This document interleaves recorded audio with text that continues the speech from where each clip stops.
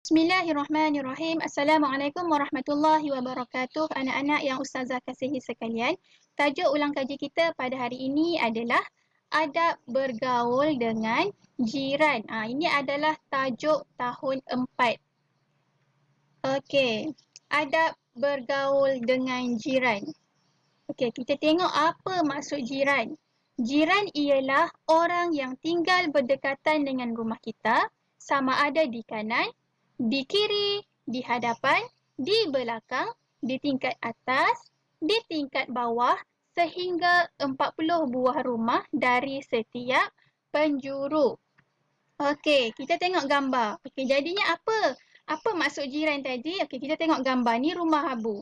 Maksudnya 40 buah rumah sebelah kanan adalah jiran Abu, 40 buah sebelah kiri ni jiran Abu juga, 40 buah di belakang rumah Abu adalah jiran Abu, 40 buah rumah di hadapan rumah Abu juga dikira sebagai jiran Abu. Okey, lepas tu macam mana ada dekat atas dengan dekat bawah? Okey, dekat atas dengan dekat bawah tu, contohnya macam dekat bandar kan ada rumah flat. Kondominium, rumah flat, rumah tingkat-tingkat tu. Jadinya di sinilah kita ada jiran dekat atas dan dekat bawah. Jadinya 40 jiran di atas rumah kamu, 40 buah rumah di atas rumah kamu itu dikira sebagai jiran kamu. Dan 40 buah rumah di bawah rumah kamu itu dikira sebagai jiran kamu. Okey, kita tengok sekarang adab-adab berjiran. Ustazah ada bagi 10 kat dekat sini adab berjiran. Okey, kita tengok yang pertama, bertolak ansur. Bertolak ansur dengan jiran. Yang kedua, saling menziarahi jiran. Ketiga, memelihara pandangan ke rumah jiran. Maksudnya kita pelihara pandangan kita. Jangan duk tengok merata segenap rumah jiran kan. Okey, yang keempat, sentiasa menghargai jasa jiran. Yang kelima, memelihara kehormatan dan harta jiran. Jangan kita pula yang pergi curi barang jiran tu. Yang keenam, saling menegur antara satu sama lain. Kalau jumpa jiran, buat muka manis, tegur jiran, senyum dengan jiran. Jangan buat muka masam dengan jiran. Okey, yang ketujuh, sentiasa mendoakan kesejahteraan jiran. Yang ke-8, memberi keutamaan kepada jiran yang dekat. Ke-9, sentiasa menghulurkan bantuan kepada yang memerlukan. Sekiranya ada jiran kita yang memerlukan bantuan, kita tolong jiran kita tu. Dan yang terakhir, yang ke-10, mengucapkan tahniah kepada jiran yang mendapat kejayaan. Okey, ini antara adab-adab yang kita boleh praktiskan dengan jiran dekat rumah kita. Seterusnya, hikmah beradab kepada jiran. Ingat apa maksud hikmah? Hikmah ni adalah kebaikan. Kesan baik yang kita dapat kalau kita beradab dengan jiran tu. Ingat okey, sebab dekat sini ramai pelajar yang suka confuse apa maksud hikmah ni. Okey, kesan baik yang pertama beradab dengan jiran akan menjalinkan persaudaraan dengan jiran. Yang kedua, hidup tenang dan aman.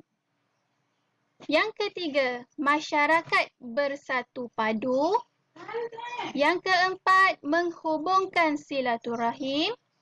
Yang kelima, melahirkan suasana yang ceria. Kenapa melahirkan suasana yang ceria? Kerana tidak berlaku pergaduhan antara kita dan jiran. Semuanya hidup dalam keadaan aman dan damai. Jadinya akan melahirkan suasana yang ceria. Okey, dan yang terakhir, mudah untuk meminta pertolongan. Kalau kita baik dengan jiran, kita perlukan apa-apa, jiran akan mudah membantu kita. Itu pentingnya kita beradab dengan jiran kita. Okey. Akibat mengabaikan hak jiran. Okey, apa maksud akibat? Kalau hikmah tadi kebaikan, Akibat adalah keburukan. Kesan buruk kalau kita ni mengabaikan hak jiran kita. Kesan buruk kalau kita tak beradab dengan jiran kita. Kita tengok yang pertama, apa kesan buruk dia? Jiwa tidak tenang. Kenapa jiwa tidak tenang? Sebabnya sering berlaku pergaduhan, perbalahan dengan jiran. Jiwa pun tidak tenang. Yang kedua, selalu bermusuhan. Yang ketiga, tiada semangat kejiranan. Ini kesan-kesan yang buruk akibat dia kalau kita tidak beradab dengan jiran kita. Kita abaikan hak jiran kita. Okay, yang keempat, sukar mendapat pertolongan. Jiran pun kalau kita tak beradab dengan dia kan, jiran pun malas nak tolong kita. Yang kelima, masyarakat mundur dan berpecah belah.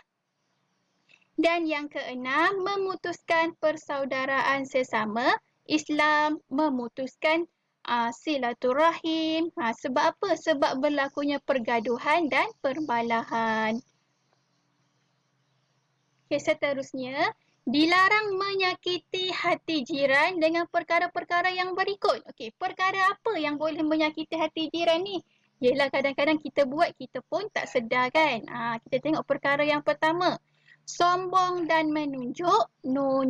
Okey, perkara ni boleh menyakiti hati jiran. Jadi kita jangan sombong dan menunjuk-nunjuk dengan jiran kita. Yang kedua, membuat bising dan mengganggu ketenteraman jiran. Ini juga jiran tidak suka.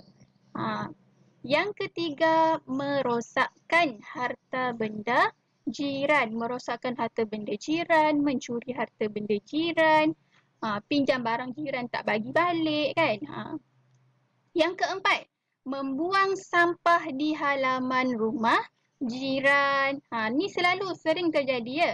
Sambil makan keropok, habis makan keropok, buang macam tu je dekat rumah jiran tu. Mana jiran tak marah kan? Jiran marah. Yang kelima, tidak menghormati jiran dan keluarganya. Okey, ini contoh 5 perkara yang mesti kita elakkan. Yang kita dilarang untuk lakukan kepada jiran kita. Ada macam-macam lagi, banyak lagi jenis perkara yang dilarang. Ini di antara contoh-contohnya sahaja. Okey, itu saja pada hari ini. Ustazah harap kamu semua dapat mengingati dengan baik apa yang Ustazah terangkan hari ini, apa yang kita buat ulang kaji hari ini. Okey, itu saja. Terima kasih atas ketekunan kamu semua melihat video Ustazah ni. Sekian, Assalamualaikum warahmatullahi wabarakatuh.